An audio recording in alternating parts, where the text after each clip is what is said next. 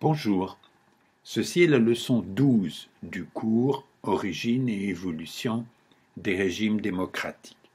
Nous avons vu dans la première leçon quelles sont les 4 principales composantes des régimes que nous appelons aujourd'hui des démocraties. Ce sont l'état de droit, la liberté, l'égalité et le gouvernement par délégation. Les régimes de monarchie parlementaire qui émergent un peu avant le milieu du XIXe siècle et dont nous parlions dans la leçon précédente, réalisent assez bien le premier et le quatrième de ces critères, l'état de droit et le gouvernement par délégation. Ils réalisent assez bien ou très bien la liberté pour une minorité de personnes dans la société, pour tous les hommes suffisamment riches pour être citoyens. Et ils réalisent très très mal l'égalité entre les hommes riches et tous les autres, c'est-à-dire les hommes pauvres et les femmes. Parce qu'ils sont inégalitaires entre les hommes qui sont vraiment citoyens et tous les autres, ils réalisent aussi très mal la liberté pour tous les autres, parce que ce sont des régimes de liberté pour une minorité privilégiée dans la population. Et leur problème principal, du point de vue de la démocratie ou du point de vue des démocrates, c'est effectivement le caractère extrêmement contestable de ces régimes politiques du point de vue de l'égalité. Il y a peu de gens au XIXe siècle, au début du XIXe siècle, après 1815, disons, après la fin des guerres napoléoniennes, il y a très peu de gens qui se déclarent démocrates. Et nous avons vu que ce mot démocratie ou démocratique n'est utilisé dans un texte constitutionnel, ne l'est pas avant 1848. La démocratie est vue par très grand nombre de gens comme ce qui a donné Robespierre d'abord et Napoléon ensuite en France, c'est-à-dire deux régimes oppressifs très différents, ne fonctionnant pas de la même façon, mais tous les deux spécialement détestables du point de vue de la liberté.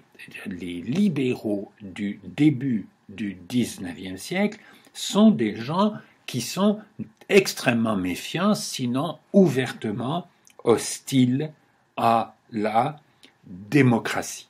Et les rares démocrates qui s'expriment à cette époque-là ont pour revendication principale le suffrage universel, c'est le terme utilisé à l'époque. Il s'agit du suffrage pour tous les hommes adultes, et c'est un suffrage universel en ce sens-là. Un des penseurs, peut-être le penseur libéral le plus intéressant de cette époque, Alexis de Tocqueville, c'est un Français, c'est très clairement un libéral, quelqu'un pour qui la valeur dominante, c'est la liberté.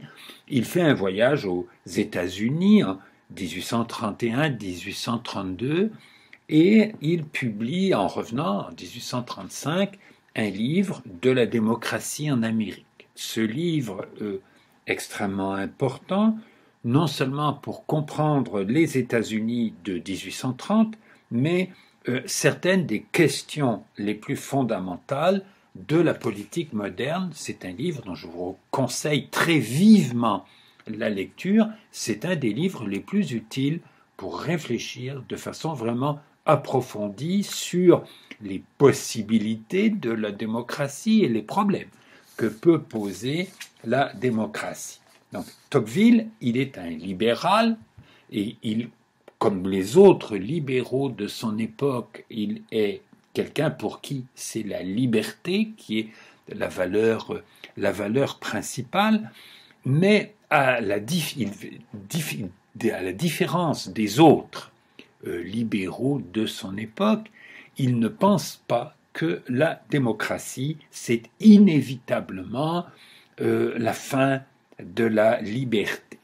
Et il décide d'expliquer à ses contemporains, libéraux comme lui, que la démocratie, c'est-à-dire l'égalité légale et l'égalité des conditions dans la société, qui est la situation qu'il a observée aux États-Unis, au moins dans la population d'origine européenne, parmi ceux qui participent vraiment à la vie publique.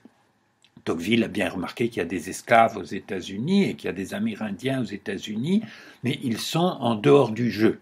L'égalité dont il parle aux États-Unis et qui est mieux réalisée aux États-Unis à ce moment-là que dans les pays européens, c'est l'égalité entre les Américains d'origine européenne. Et il affirme à ses amis ou à ses contemporains libéraux en Europe que la démocratie, c'est-à-dire l'égalité, est une force irrésistible, qu'on n'y échappera pas, et que selon la façon dont on gérera cela politiquement, ça pourra donner soit des régimes despotiques au nom de l'égalité, soit des régimes de liberté, et que le problème politique central aux yeux de Tocqueville, de son époque, c'est comment développer des institutions politiques qui permettent de préserver la liberté tout en réalisant l'égalité, parce que ça, de toute façon, on sera obligé de réaliser l'égalité. Et effectivement, d'une certaine façon, le problème du XIXe siècle, et je crois le problème des démocraties jusqu'à aujourd'hui, ça reste ce problème de l'égalité, de l'imperfection de la réalisation de l'égalité. Donc, lorsque Tocqueville écrivait dans les années 1830, le suffrage est censitaire partout en Europe, dans les pays où il y a des élections. Qu'est-ce que c'est un suffrage censitaire ? C'est un suffrage dans lequel le droit de vote est réservé aux gens qui payent un certain sens, c'est-à-dire un sens électoral, c'est-à-dire un certain niveau d'impôt. En pratique, il y a un peu d'impôt sur le revenu en Angleterre, ce qui peut faire une différence. Il n'y a pas d'impôt sur le revenu nulle part ailleurs dans le monde, de ma connaissance. Et donc l'impôt payé personnellement par les gens, c'est l'impôt foncier, c'est l'impôt sur les propriétés. Et le suffrage réservé aux gens qui payent un niveau suffisant d'impôt, ça veut dire un suffrage réservé aux propriétaires, et en fait aux grands propriétaires, aux propriétaires terriens. En Angleterre, à la fin du XVIIIe siècle, il n'y a pas encore d'impôt sur le revenu, ça a été inventé pour financer les guerres contre Napoléon, il y a environ 3% des hommes, donc environ 1% de la population totale qui a le droit de vote.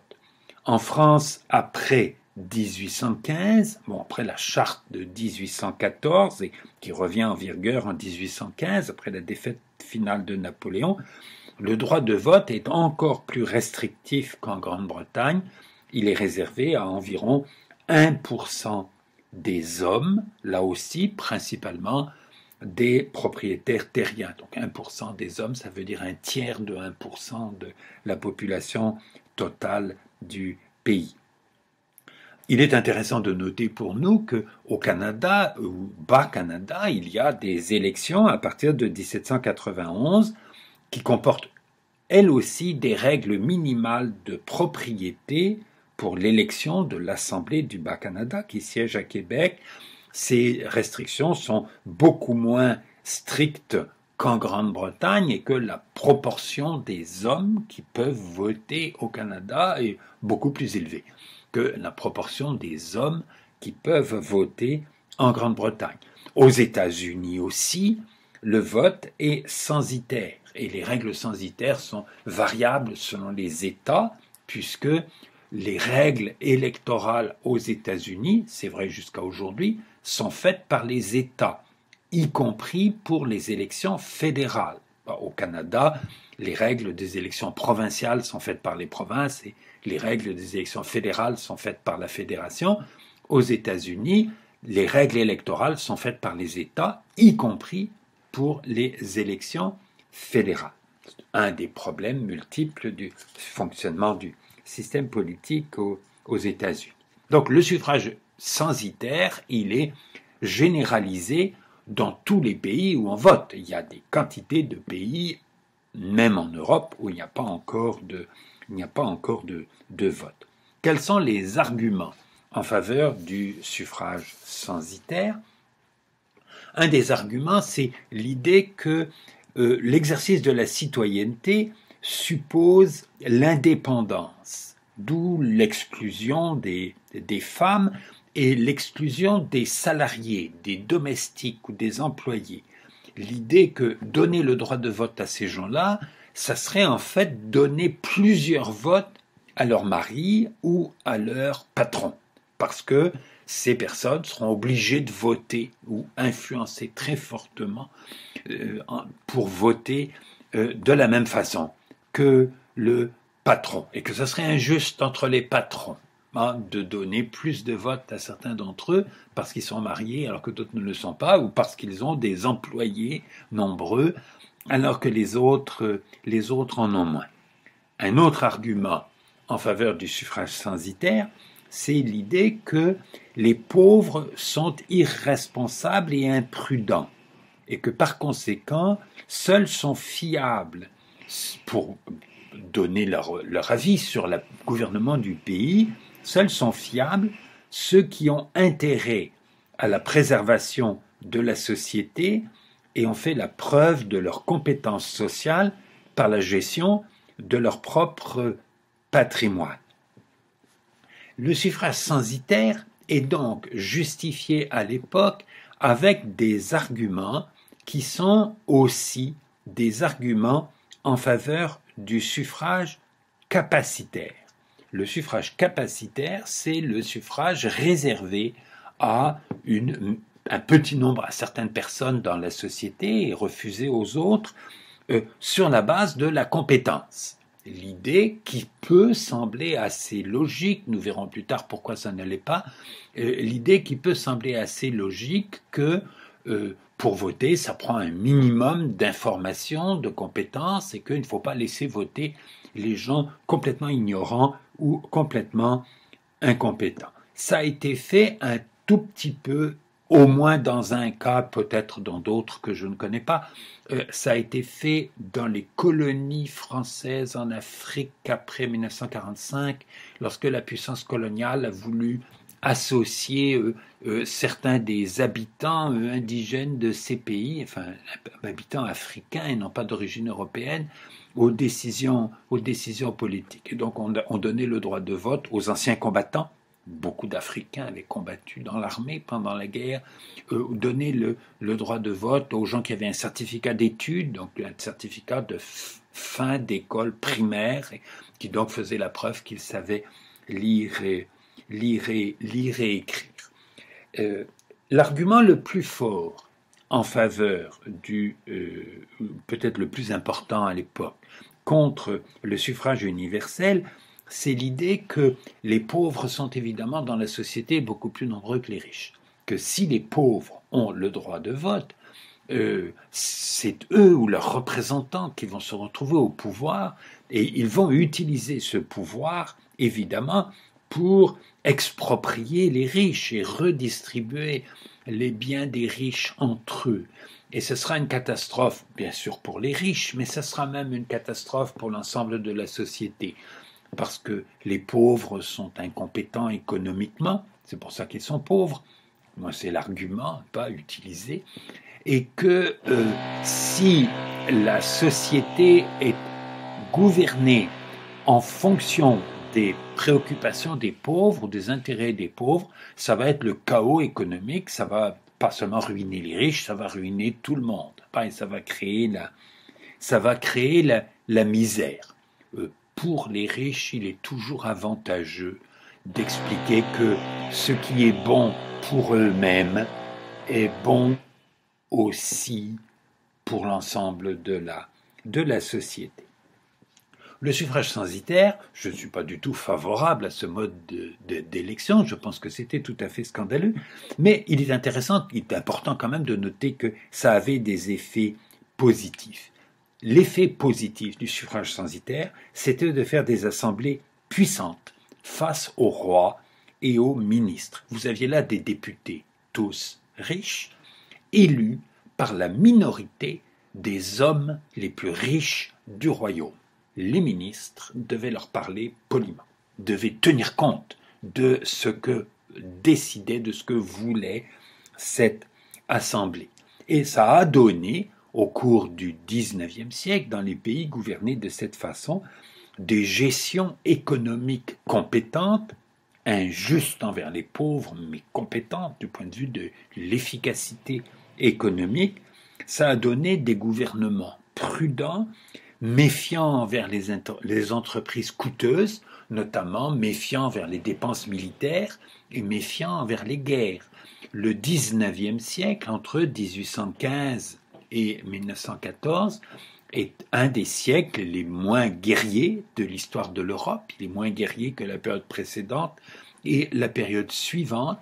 Et ces gouvernements bourgeois, élus par des bourgeois, préoccupés d'efficacité économique, préoccupés d'économie, d'éviter le gaspillage, d'éviter les aventures militaires absurdes, et capables d'empêcher les tyrans, d'empêcher les dictateurs qui veulent se lancer dans des aventures extraordinaires. Ça a donné des gouvernements prudents et des assemblées efficaces pour contrôler ces gouvernements prudents.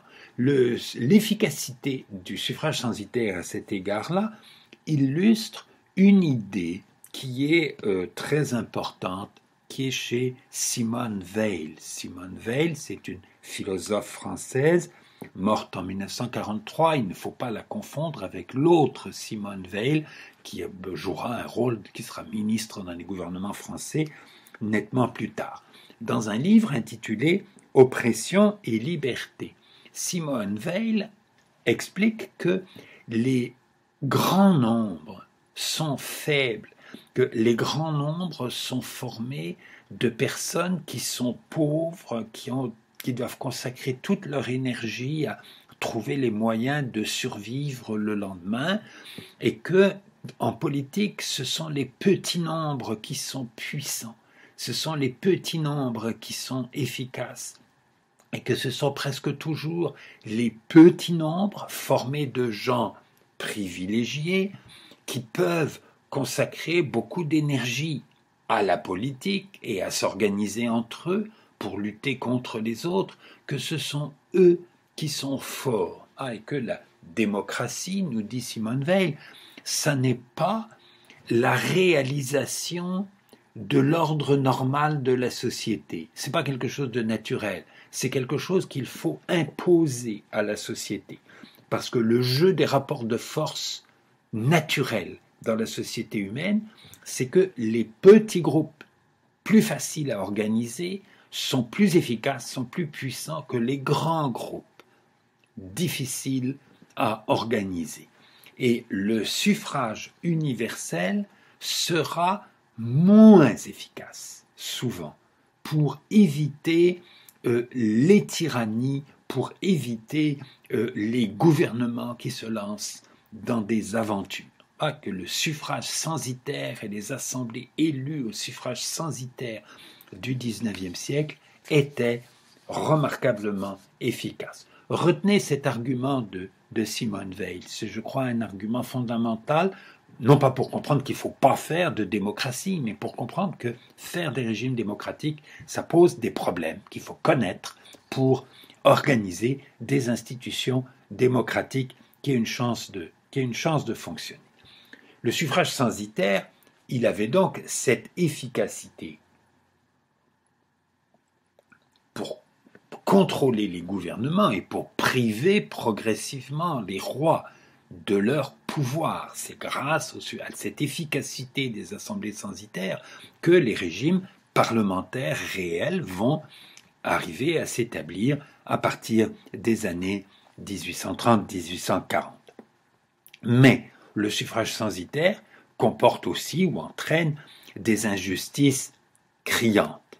Alors, j'en donne des exemples, hein, l'absence de réglementation du travail des enfants. Les enfants dans les mines de charbon servaient à pousser les wagonnets qui transportaient le charbon dans les tunnels souterrains, pas pour ramener le charbon aux ascenseurs. C'était des hommes qui brisaient la veine de charbon et remplissaient les wagonnets, mais c'était des enfants qui poussaient les wagonnets, puisque c'était plus facile d'utiliser des personnes plus petites à cause de la hauteur des tunnels. Et lorsque des gens disaient, écoutez, c'est absolument épouvantable de penser qu'on utilise des enfants pour faire un travail pareil, dans des conditions pareilles, il y avait tout le temps des gens très sérieux qui expliquaient, écoutez, c'est la liberté des contrats.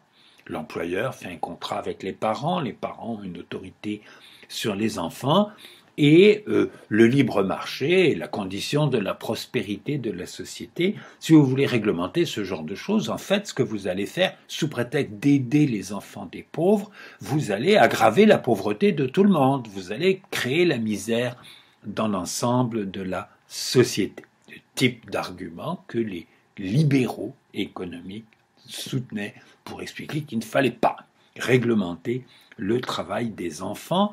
Pour la même raison, il fallait interdire les syndicats, les organisations d'ouvriers ne seront autorisées qu'à l'extrême fin du XIXe siècle, dans des pays comme la France ou l'Angleterre. Un autre aspect de cette injustice du suffrage censitaire, c'était le caractère féroce du système judiciaire, pas avec un code pénal épouvantable qui condamnait à des peines extrêmement graves des personnes pour des vols simples. La partialité devant les tribunaux en France, lorsqu'il y avait un conflit entre un employeur et un employé, le juge demandait à l'employeur de déclarer ce qu'il avait à dire et la parole de l'employeur valait preuve de ce qu'il disait. Mais l'employé, lui, devait apporter des preuves de ces affirmations. Ou encore, pas lorsque le procès avait lieu devant un jury, le jury était tiré au sort, les membres du jury étaient tirés au sort sur les listes électorales. Les listes électorales, c'était les électeurs riches et qui élisaient le Parlement, qui faisait ces lois scandaleuses, et c'était eux qui étaient chargés de les appliquer. Les femmes et les pauvres qui passaient devant un tribunal et qui étaient jugés par un jury n'étaient pas du tout jugés par leurs égaux. C'est la théorie en faveur des jurys. On doit être jugé par ses égaux. T'es pas du tout jugé par leurs égaux. Ils étaient jugés par d'une certaine façon, leurs pires ennemis sociaux dans le système politique et juridique de cette époque. Alors, le caractère scandaleux du suffrage censitaire et des conséquences du suffrage censitaire, il y avait évidemment des gens qui le savaient et qui le dénonçaient à l'époque, et l'histoire politique du XIXe siècle, c'est l'histoire de l'extension du droit de vote par étapes dans le cas de la Grande-Bretagne, de façon plus rapide dans le cas de la France. Alors, entrée 1815, en Grande-Bretagne, le nombre d'électeurs augmente un peu par rapport à la situation du XVIIIe siècle, peut-être parce qu'il y a plus de riches, il y a un progrès économique, peut-être parce qu'il y a un impôt sur le revenu et que l'impôt sur le revenu entre dans le calcul du sens électoral. Pas seulement, ce n'est plus seulement l'impôt foncier. Un autre changement qui élargit l'électorat en Grande-Bretagne un tout petit peu, c'est la fin des discriminations religieuses. Jusqu'en 1829, pour voter dans le Royaume-Uni, il fallait être riche et protestant. Les catholiques et les juifs au droit de vote en 1829.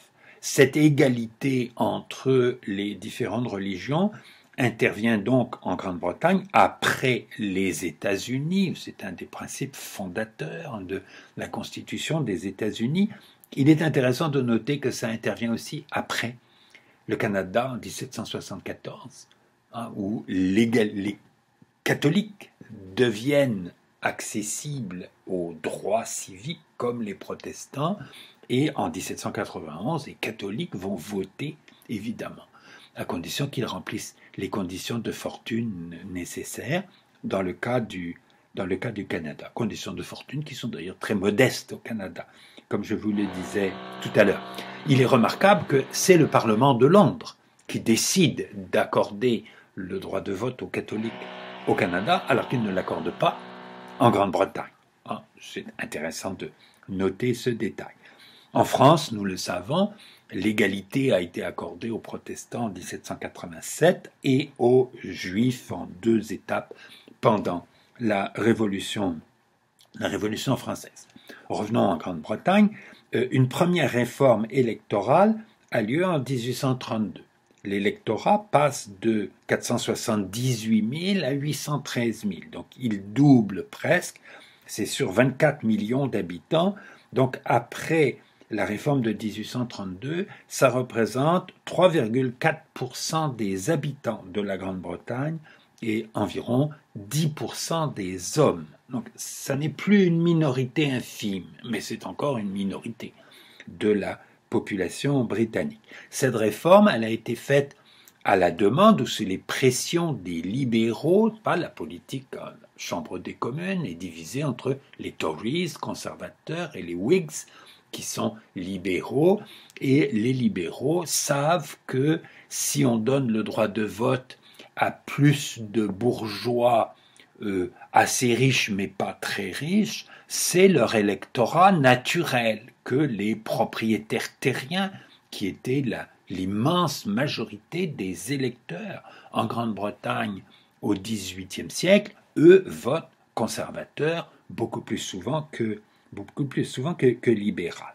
Des réformes ultérieures étendant le droit de vote vont être faites en Grande-Bretagne en 1867 et en 1885. Après 1885, environ la moitié des hommes adultes ont le droit de vote en Grande-Bretagne. Donc c'est encore un suffrage limité, c'est un suffrage limité comme l'était le suffrage en France en 1791, pas lors de la première constitution. Il y avait la distinction entre les citoyens actifs et les citoyens passifs, là aussi sur la base de la propriété. Mais n'importe quel propriétaire, même très modeste, était électeur. De la même façon, en 1885, il y a beaucoup de gens qui sont électeurs, qui sont même des travailleurs manuels, qui sont des petits paysans. Ce n'est plus du tout réservé aux gens très riches. Il est intéressant de noter que en 1885, ce sont les conservateurs qui étaient favorables à l'extension du droit de vote. Ils s'étaient bien rendu compte que le suffrage censitaire étendu à la demande des libéraux dans la période précédente, ça avait permis à un nombre de plus en plus grand de bourgeois de devenir électeurs et que donc ça favorisait le parti adverse et que les conservateurs pensaient pouvoir et ont effectivement obtenu des votes dans la population très modeste en utilisant des arguments nationalistes ou religieux. Pas le moyen de faire voter les pauvres en faveur d'un parti conservateur. C'est d'utiliser des arguments qui n'ont rien à voir avec l'économie. Et beaucoup de pauvres, modestes, l'argument des libéraux sur la liberté économique et la prospérité par la liberté économique, ça ne les intéressait pas du tout, mais la grandeur de la Grande-Bretagne et de l'Empire, pas le parti conservateur qui devient favorable à l'expansion coloniale et qui fait toute une propagande sur la réussite de l'expansion coloniale, d'une part. La religion aussi est souvent un moyen d'influencer le vote des plus pauvres en faveur de partis qui ne sont pas forcément avantageux pour eux au point de vue économique. En France, entre 1814 et 1830, il y a un peu plus de 100 000 électeurs sur 30 millions d'habitants, donc en proportion beaucoup moins qu'en Grande-Bretagne.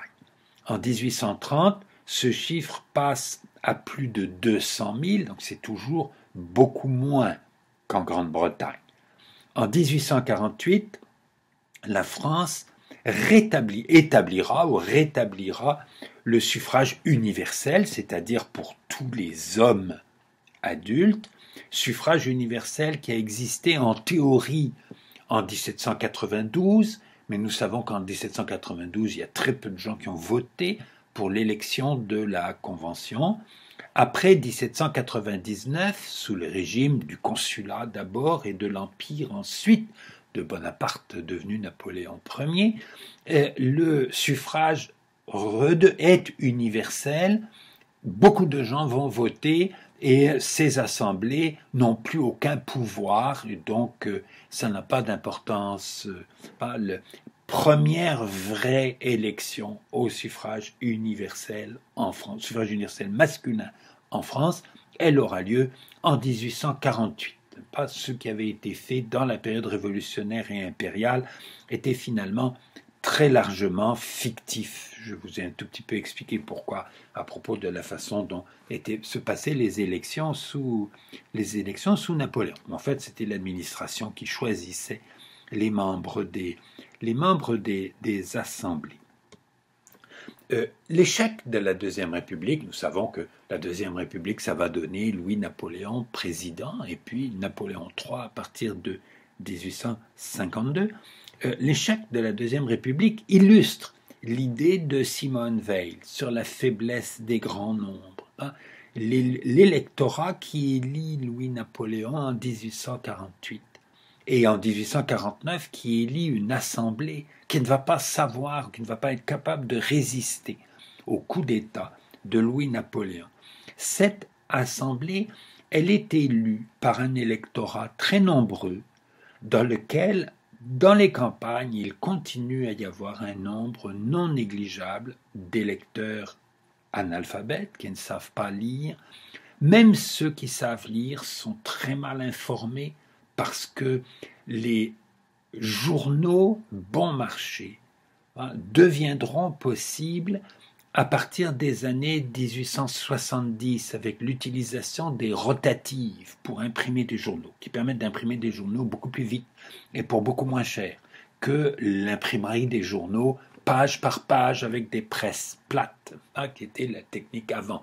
Les journaux sont quelque chose qui coûte cher et qui est réservé à une minorité de gens dans l'Europe jusqu'au milieu Donc, l'électorat qui a élu Louis-Napoléon d'abord en 1848 et puis l'Assemblée législative, la Chambre des députés ensuite, va être c'est un électorat dont l'information est très très incomplète, très difficile, dont la mobilisation est très difficile. Ce sont des gens qui votent pour la première fois, qui n'ont pas du tout d'expérience de ce genre de choses, et ça pas la facilité avec laquelle on peut transformer un régime politique dont l'Assemblée a été élue de cette façon pour le transformer en régime autocratique ou dictatorial. Ça illustre l'idée de Simone Veil. Au XXe siècle, on observera d'autres phénomènes du même type. Si Louis-Napoléon avait eu affaire à une assemblée élu au suffrage censitaire, il est bien probable qu'il aurait eu beaucoup plus de mal à priver cette assemblée d'une partie de ses pouvoirs, comme il va le faire en 1851 et 1852. La France n'est pas le seul pays qui adopte le suffrage universel au XIXe siècle, elle est le premier à le faire, le suffrage universel masculin toujours. On le retrouve en Prusse. À partir de 1848, mais le vote est à 2 degrés et le vote est public. Donc en fait, les notables traditionnels gardent le contrôle de la situation.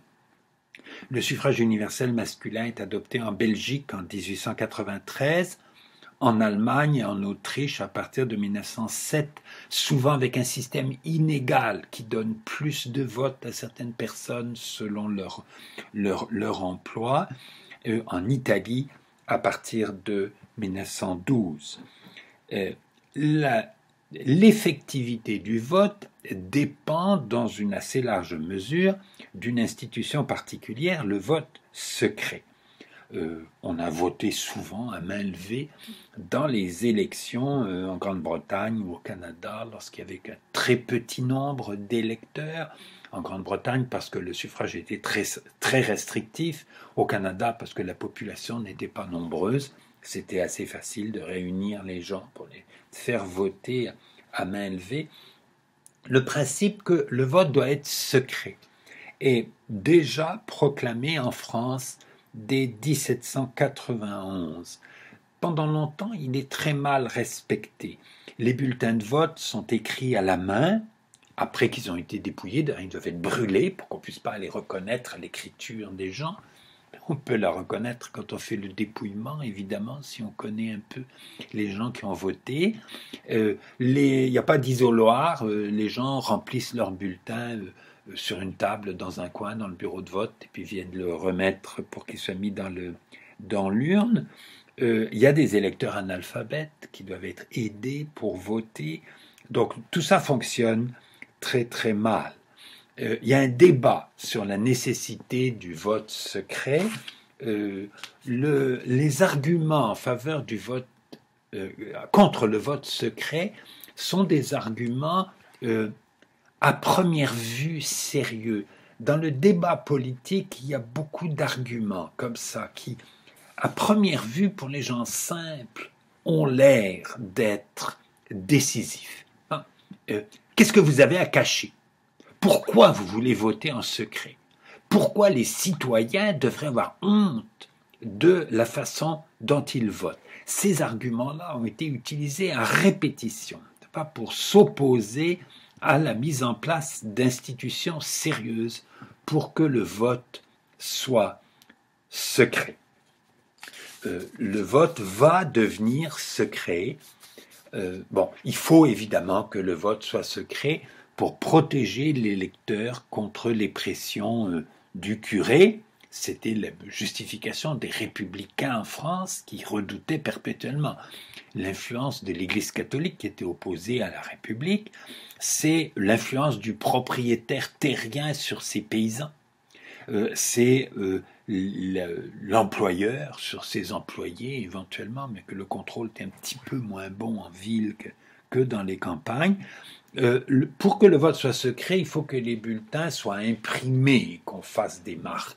Ou même, dans le cas de la France, l'électeur vote en choisissant un bulletin et en le mettant dans une enveloppe. Et ensuite, on met l'enveloppe dans l'urne. Ça retarde un tout petit peu le dépouillement parce qu'il faut sortir tous les bulletins des enveloppes pour compter les votes. Mais comme ça, il n'y a rien d'écrit, même pas une marque faite à la main sur le bulletin, pas pour que le bulletin soit valide. Pour que le vote soit secret, il faut qu'il y ait des bulletins imprimés, donc soit des bulletins imprimés où on met une marque, seulement une marque, on n'écrit pas le nom du candidat pour lequel on vote, et soit un bulletin imprimé qu'on met dans une enveloppe.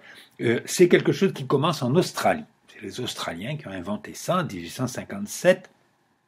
C'est utilisé en Grande-Bretagne à partir de 1872, au Canada à partir de 1875, aux États-Unis à partir de 1890, en Allemagne à partir de 1903, en France à partir de 1913, en combinaison avec l'isoloir. Donc le vote est vraiment secret en France à partir de 1913. Avant, c'était incertain. Le principe du vote secret était proclamé, mais l'application en était très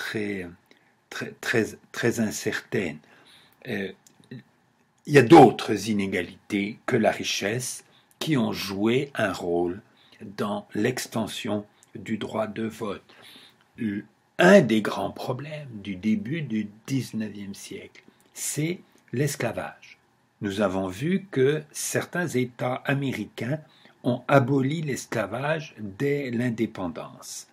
Mais l'abolition dans tous les États-Unis ne se fera qu'en 1865, à la fin de la guerre civile. La Grande-Bretagne abolit l'esclavage dans ses colonies en 1833. La France l'abolit en 1848. Le dernier pays occidental qui va abolir l'esclavage, c'est le Brésil en 1888. Aux États-Unis, l'abolition de l'esclavage a été précédée d'un débat sur le statut qu'allaient avoir les esclaves quand ils ne seraient plus esclaves. Et on a envisagé de créer un statut particulier de gens qui seraient des personnes libres, mais qui ne seraient pas citoyens.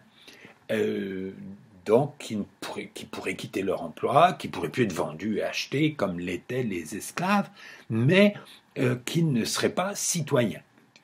Beaucoup de gens aux États-Unis pensaient que ça ne peut pas marcher la démocratie si cette masse de gens ignorants et différents, ayant une expérience complètement différente des libres citoyens de l'Amérique, acquièrent le droit de vote. Lincoln lui-même a envisagé pendant la guerre civile de déporter les esclaves lorsque la guerre civile serait terminée et qu'il faudrait libérer les esclaves dans le sud, de les envoyer ailleurs, et de conquérir une partie de l'Amérique centrale pour créer un refuge là pour les esclaves libérés qu'on ne garderait pas aux États-Unis. En fait, ces solutions illusoires ne seront pas adoptées, et en 1870, il y a un amendement constitutionnel qui interdit de refuser le droit de vote à une personne sur la base de sa race, sur la base du fait qu'elle a été esclave ou sur la base du fait que ses ancêtres ont été esclaves. Mais en réalité, après l'établissement de l'autonomie des États en 1867, lorsque le Sud est vaincu, les États du Sud qui avaient fait sécession sont d'abord placés en administration militaire par le gouvernement fédéral, mais le gouvernement fédéral ne peut pas maintenir une situation comme celle-là pendant très longtemps. Donc en 1867, on rétablit des assemblées élues et des gouverneurs dans les États du Sud, et ces assemblées élues vont inventer toute une série d'artifices pour que les Noirs, les descendants d'esclaves, ne puissent pas s'inscrire sur les listes électorales. Et cette situation va durer dans certains des États du Sud des États-Unis jusqu'aux années 1960, donc jusqu'à la deuxième moitié du XXe siècle. Donc l'idée de faire des anciens esclaves des personnes libres mais qui ne sont pas vraiment citoyennes, ça sera effectivement appliqué dans certains États du sud des États-Unis. Dans le cas de la France, l'abolition de l'esclavage, qui sera faite en 1848, a été précédée exactement du même débat. Qu'est-ce qu'on fait avec les esclaves une fois qu'ils ont été libérés? Et en 1848, la libération des esclaves aux Antilles, il ne faut pas que je passe trop de temps là-dessus, même si c'est intéressant, les esclaves à la Martinique savaient que les républicains étaient favorables à l'abolition de l'esclavage. Or, en 1848, le roi est renversé, on proclame une république, donc les esclaves à la Martinique disent « c'est bien, maintenant on est libérés ». Et le gouverneur de la Martinique, pour éviter une révolte épouvantable, il annonce l'abolition de l'esclavage. Les gens l'apprennent à la Guadeloupe, donc on se met à libérer aussi les esclaves à la Guadeloupe, et on prévient le Parlement à Paris, le Parlement qui vient d'être élu, là, l'Assemblée provisoire, en leur disant, vous savez, vous devez abolir l'esclavage, parce que nous, on l'a aboli, et si vous ne l'abolissez pas, ça va créer une situation tragique. Donc le Parlement à Paris vote l'abolition de l'esclavage, et toutes les discussions sur quel nouveau statut on crée pour les esclaves. On n'a pas le temps de s'en occuper. Et comme on a proclamé aussi l'égalité le suffrage universel pour les hommes, les esclaves libérés deviennent citoyens. Et ils vont avoir le droit de vote.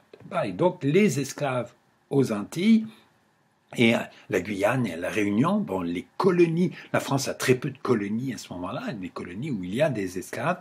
Les esclaves sont libérés en 1848 et ils obtiennent la citoyenneté et ils vont effectivement pouvoir voter.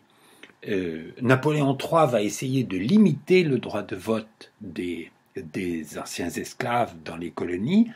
Et dès 1870, quand Napoléon III est renversé, les républicains qui reviennent au pouvoir et qui avaient cette fierté d'avoir aboli l'esclavage et d'avoir fait des citoyens avec les anciens esclaves, ils vont de nouveau, en 1870, les républicains, ils ont un nouveau régime, ils sont en guerre, une partie du territoire est occupée par les Allemands, ils sont dans une situation très terrible, mais redonner le droit de vote aux anciens esclaves, aux colonies, c'est essentiel, parce que c'est une des valeurs fondamentales de la République. Bon, 1848, ça a mal tourné finalement, mais 1848, c'est pas mal dans l'histoire de la France.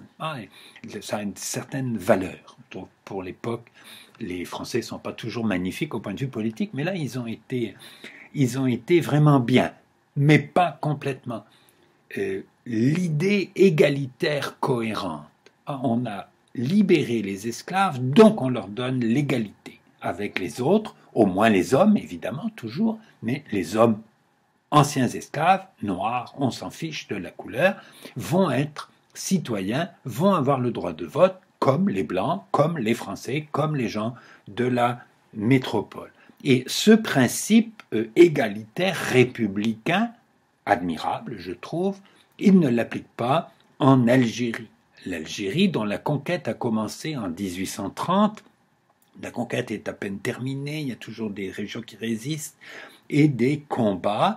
Les républicains de 1848 ne vont pas appliquer le même principe en Algérie, c'est de dire les Algériens, ils sont sujets français, donc ils doivent être citoyens et donc on doit leur appliquer les mêmes règles. Il va y avoir des élections en Algérie, mais des élections où ne votent que les Français, c'est-à-dire les gens qui sont venus de France et qui se sont établis en Algérie. Il y a une certaine population civile qui s'établit en Algérie. Il y a des gens qui créent des grandes entreprises agricoles en expropriant les indigènes, d'ailleurs, enfin les Algériens. Et donc ces gens votent, ces gens ont des députés à Paris. Et les Algériens eux-mêmes, les musulmans, n'ont pas le droit de vote, l'argument étant que les musulmans doivent avoir un code civil différent parce qu'ils veulent être polygames. Enfin, il y a très peu de polygames en Algérie, mais c'est vrai que la religion musulmane permet la polygamie. Et donc, comme on ne peut pas leur imposer le même code civil qu'aux Français, on ne peut pas faire le même droit que pour les Français. Et donc, on a une discrimination fondée sur un argument hypocrite de tolérance religieuse, discrimination qui est extrêmement avantageuse pour les Français établis en Algérie.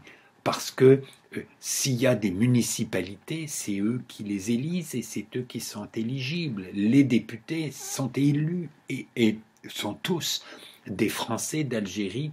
L'administration française en Algérie, la politique faite à Paris envers l'Algérie, tout ça va être déterminé de façon très très très forte par la minorité de gens qui en Algérie sont citoyens français. Il y a vraiment une situation de discrimination raciale entre les Français, ceux qui sont citoyens et ceux qui ne le sont pas. L'Algérie, c'est la France, en théorie, mais les Algériens n'ont pas le citoyen des Français. Et l'Algérie est le cas le plus grave et le plus ancien de ce qui va être la situation coloniale ensuite. Les empires coloniaux en Afrique se développent considérablement dans la deuxième moitié du XIXe siècle, l'Empire britannique et l'Empire français, et dans toutes ces colonies, comme en Inde d'ailleurs, qui est une colonie britannique depuis plus longtemps, il y a les deux statuts. Il y a ceux qui sont des citoyens de la métropole qui, après 1885 en Grande-Bretagne, après 1870 en France, ne sont pas purement des démocraties, mais commencent à y ressembler. Ce sont des démocraties masculines dans lesquelles les hommes ont vraiment des droits, à condition d'être des citoyens de la métropole. Et ces mêmes puissances coloniales qui appliquent des politiques complètement différentes dans les colonies. Et ça va être une des infractions les plus graves au principe d'égalité. Dans les démocraties européennes, la Grande-Bretagne et la France, mais aussi la Belgique, les Pays-Bas, accessoirement l'Allemagne et l'Italie qui auront des colonies beaucoup moins longtemps. L'Allemagne n'a plus de colonies après 1918, l'Italie n'en a plus après 1945, la Belgique, les Pays-Bas vont garder le Portugal. Mais le Portugal n'est pas une démocratie en Europe et c'est le Portugal qui va garder ses colonies le plus longtemps d'ailleurs. Mais dans les pays qui sont des démocraties en Europe, la Belgique, les Pays-Bas, la France et l'Angleterre, il n'y a pas de doute que ce sont des démocraties pour les habitants de la métropole au milieu du XXe siècle, mais ils continuent à avoir ce problème, pas d'avoir une partie du territoire gouvernée par le pays, outre-mer, qui est soumis à un régime discriminatoire, ce qui n'est pas le cas des anciennes colonies françaises, les îles dont les esclaves ont été libérés, enfin les îles et la Guyane, dont les esclaves ont été libérés en 1848 et sont devenus citoyens, eux, à ce moment-là, et qui sont toujours citoyens français aujourd'hui, qui peuvent se plaindre de certaines discriminations à certains égards, etc., mais qui, en gros, ont eu un statut dans le cadre de l'Empire français bien meilleur que celui de toutes les autres populations colonisées, parce que eux ont eu un vrai droit de vote et il fallait les traiter, au moins à peu près comme des vrais citoyens. L'égalité politique entre les hommes et les femmes a été plus difficile que l'égalité à faire accepter que l'égalité politique entre les anciens esclaves et les hommes qui étaient libres depuis longtemps. Aux États-Unis ou en France, il y a eu beaucoup d'anciens esclaves qui ont voté dans des élections bien avant que des femmes puissent voter dans des élections. Pour notre petite histoire canadienne, il est intéressant de savoir que au Bas-Canada, après 1791, les premières élections pour la Chambre d'Assemblée qui siégeait à Québec, élection qui était au suffrage censitaire, où la loi disait, faite à Londres, disait qu'il y avait des règles de propriété qui devaient être appliquées. Mais on ne disait pas qu'il fallait être un homme. Probablement, les parlementaires à Londres qui avaient adopté cette loi, ça semblait tellement évident pour eux qu'ils n'avaient pas eu besoin de l'écrire dans la loi. Et au Canada, il y a eu des femmes qui se retrouvaient propriétaires. C'était probablement des veuves. Si elles avaient été mariées, c'est le mari qui aurait été considéré comme le propriétaire du bien et qui aurait voté. Il y a eu un certain nombre de femmes qui ont effectivement voté après 1791 et il y a eu un juge à Québec pour décider que le droit de vote était un droit qui était donné par la loi et que si la loi ne précisait pas qu'il fallait être un homme, eh bien, on appliquait la loi et si les personnes remplissaient les conditions de propriété nécessaires pour avoir le droit de vote, elles avaient le droit de vote et ça s'arrêtait là. Plus tard, des lois électorales plus précises vont être faites qui disent qu'il faut être un homme pour voter. Donc il y a eu très peu de femmes. Ne pensez pas que les femmes ont le droit de vote après 1791 au Canada. Des femmes ont voté et ont pu voter après 1791 au Canada. Quelques-unes, à cause de ce phénomène curieux de la définition du statut d'électeur uniquement à partir de la propriété. En Grande-Bretagne, le droit de vote est accordé aux femmes en 1918. Pendant la guerre, on a accordé le droit de vote aux épouses des soldats, avec l'idée que ça allait remplacer le vote de l'homme qui était au front en France. Le droit de vote en 1918, on ne peut pas retirer le droit de vote aux femmes qu'on a autorisé à voter pendant la guerre. Le droit de vote va être accordé aux femmes à partir de l'âge de 30 ans, alors que les hommes peuvent voter à partir de l'âge de 21 ans. Il y a l'idée que les femmes, c'est quand même des êtres faibles dans leur tête et qu'il faut leur donner le temps de devenir plus sérieuses avant de les autoriser à voter. Cette bizarrerie de ne pas avoir le même âge au vote disparaît en 1928. Donc l'égalité entre les hommes et les femmes pour le droit de vote est reconnue en Grande-Bretagne et appliquée en Grande-Bretagne à partir de 1928. Aux États-Unis, comme toujours, c'est très compliqué parce que ça dépend des États. 2 États ont accordé le droit de vote aux femmes en 1870. C'est le Wyoming et l'Utah. Ça a dû être possible aussi dans d'autres États ensuite. Je n'ai pas tenu un registre complet de cela. À partir de 1920, il y a un amendement à la Constitution américaine qui dit que les femmes doivent avoir le droit de vote à toutes les élections, que ce soit les élections fédérales ou les élections dans les États. Le Wyoming et l'Utah ont été en avance sur les autres pays occidentaux. Les États-Unis ont été en retard sur certains d'entre eux. La Nouvelle-Zélande va donner le droit de vote aux femmes en 1893. La Finlande va le faire en 1906. Ça, c'est extrêmement curieux. La Nouvelle-Zélande, 1893, nous le savons, n'était pas un État indépendant. C'était dans l'Empire britannique. La Finlande n'était pas un État indépendant non plus. C'était dans l'Empire russe. Il n'était pas question de faire des élections en Russie, sauf en Finlande, où il y a une assemblée élue avec les femmes qui votent à partir de 1906.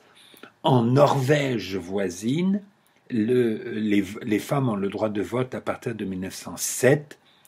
La plupart des pays protestants vont reconnaître le droit de vote aux femmes au lendemain de la Première Guerre mondiale.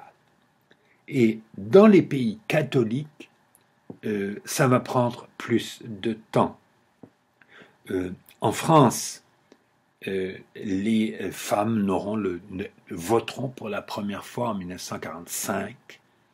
En Belgique, les femmes voteront pour la première fois en 1949. C'est très remarquable cela. Et du point de vue de la sociologie, du rapport entre la religion et la politique, ça pose des problèmes intéressants que je n'arrive pas à éclaircir vraiment. La France, pays catholique, donne le droit de vote à tous les hommes avant n'importe quel autre pays et est un des derniers à donner le droit de vote aux femmes. La Belgique a été le deuxième après la France à donner le droit de vote à tous les hommes en 1893 et donne le droit de vote aux femmes plus tard, après la Deuxième Guerre mondiale.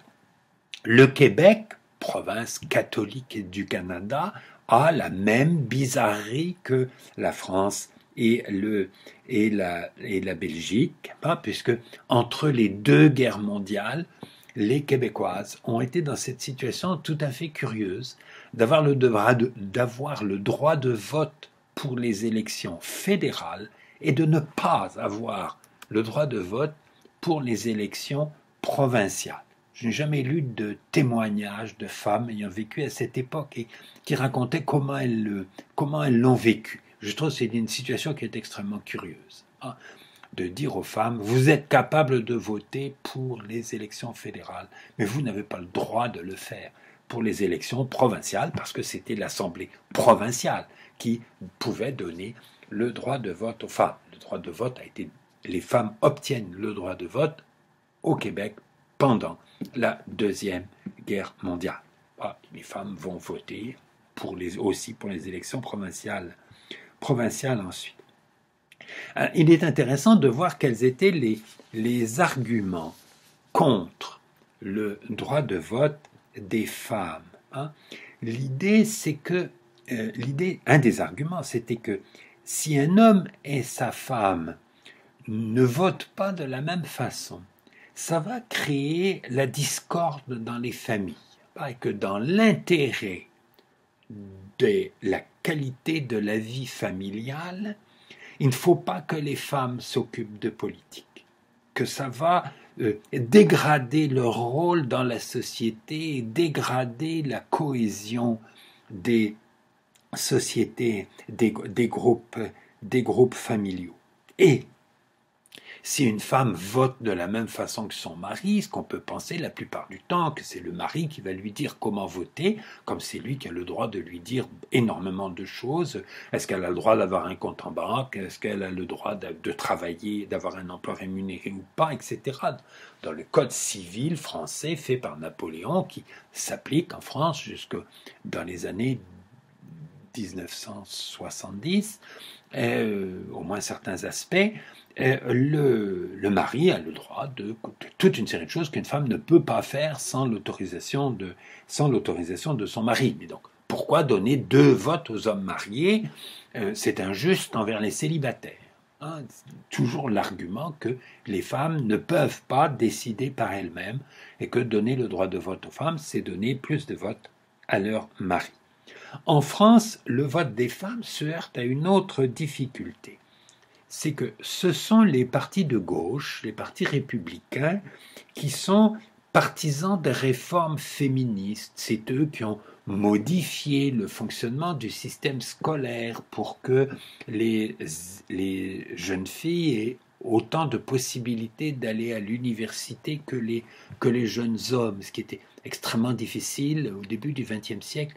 Au début du XXe siècle, les écoles publiques de secondaire de filles ne conduisaient pas à l'université, alors que les écoles publiques de garçons préparaient à l'entrée à l'université. C'est fait qu'il pouvait y avoir quelques jeunes filles à l'université, quelques étudiantes, c'est celles qui avaient eu des précepteurs à la maison, qui avaient les moyens d'avoir un enseignement qui n'était pas l'enseignement public. Les réformes du point de vue des possibilités pour les femmes de travailler, du point de vue de la législation matrimoniale, etc. C'est la gauche qui est favorable à des réformes féministes ou en faveur des droits des femmes. Et c'est la gauche qui est méfiante envers le droit de vote des femmes parce que on pense que l'Église catholique, qui est hostile à la République jusqu'à la Deuxième Guerre mondiale, a plus d'influence sur les femmes que sur les hommes. Il y a beaucoup de familles en France où les femmes vont à la messe le dimanche et les hommes n'y vont pas, que les femmes vont voter pour les partis de droite, vont voter pour les partis pour lesquels les curés ou leurs confesseurs vont leur dire pour qui voter. Donc il y a une hésitation des partis de gauche. Penser qu'on fait une réforme là qu'on pense qu'il faudrait faire, qui serait juste, mais qui risque de se retourner contre nous. Et enfin, l'argument le plus courant, c'est que les femmes sont sentimentales et non pas rationnelles, et que leur vote va déstabiliser les institutions. Pas pour des raisons de psychologie imaginaire, là.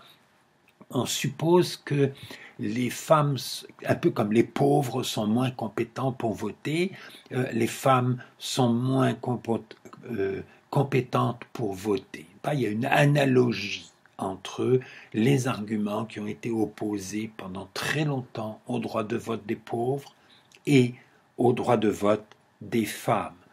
Et en réalité, ce qu'on découvre au cours du XXe siècle, l'expérience du XXe siècle, c'est que le suffrage universel, y compris le vote des pauvres et y compris le vote des femmes, ça ne va pas du tout déstabiliser les institutions démocratiques.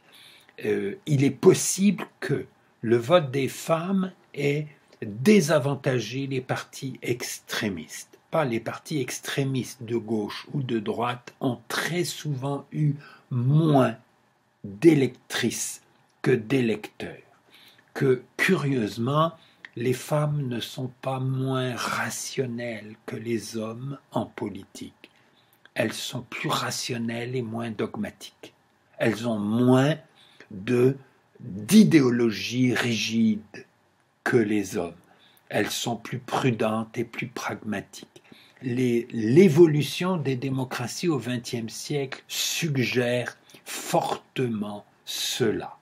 Et que le suffrage universel, fort logiquement, si on y réfléchit après coup, ça donne des résultats conservateurs. Les grands nombres ne peuvent pas favoriser les partis extrémistes. Les partis extrémistes ont souvent une utilité très grande dans la société, c'est de proposer des nouvelles idées. Les hommes qui étaient favorables au vote des femmes au milieu du XIXe siècle, ils étaient des extrémistes, ils apparaissaient comme des extrémistes. Leurs propositions ont été adoptées quand elles sont devenues des propositions banales, quand elles sont devenues des propositions modérées. Ceux d'entre vous qui se sentent un tempérament d'extrémiste politique. Votre rôle, c'est de convaincre les autres. Et lorsque vos opinions seront devenues modérées, elles l'emporteront peut-être. Mais les extrémistes ne peuvent pas arriver au pouvoir dans une démocratie. Le grand nombre des électeurs ne peut pas favoriser des solutions extrémistes. Il faudrait des conjonctures historiques tout à fait exceptionnelles pour arriver à ça. Et ça peut donner une certaine forme de désenchantement des démocrates. Vous voyez, les démocrates, ils ont travaillé pendant tout le XIXe siècle pour bouleverser la société. Ils ont obtenu le droit de vote des pauvres, ils ont obtenu le droit de vote des femmes. Et ça n'a pas du tout favorisé les révolutions. Ça a au contraire favorisé plus de prudence, plus de modération dans la façon de gouverner les démocraties. Je pense que quand on réfléchit à qu'est-ce qui est un échec, qu'est-ce qui est une réussite dans une démocratie, il faut accepter cette vision des choses, que les solutions extrémistes ne peuvent pas être adoptées avec le suffrage universel, que quand on pense qu'une solution extrémiste à un problème est une bonne solution, il faut s'arranger pour qu'elle cesse d'être extrémiste. Il faut s'arranger pour qu'elle arrive à convaincre une majorité importante dans la population concernée. C'est la logique du fonctionnement des institutions démocratiques. Je vous remercie de votre attention.